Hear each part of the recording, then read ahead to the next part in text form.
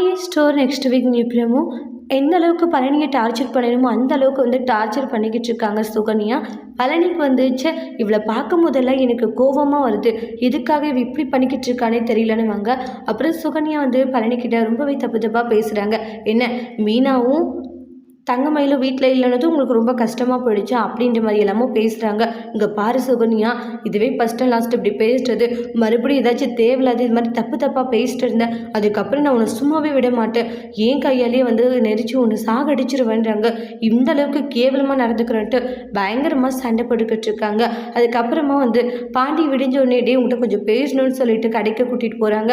நானும் பார்த்துட்டே இருக்கேன், அப்பப்போ உங்களுடைய ரூமில் சத்தம் வந்துட்டே இருக்கு, என்னடாச்சு உனக்கும் சுகன்யாக்கு ஏதாச்சும் பிரச்சனையான்றாங்க. மச்சான் அது வந்து எதுவாக இருந்தாலும் சொல்லு மச்சான், அவளை கல்யாணம் பண்ண பிறந்து நான் சந்தோஷமாக இருக்குனான்னு கேட்டால் இல்லை மச்சான், சந்தோஷம் நிம்மதி எல்லாமே போயிடுச்சு அவளை கல்யாணம் பண்ண பிறகு. என்னடா சொல்லிக்கிட்டு இருக்கா? ஆமாம் மச்சான், அந்த அளவுக்கு அவள் என்னை டார்ச்சர் பண்ணிக்கிட்டு இருக்கா.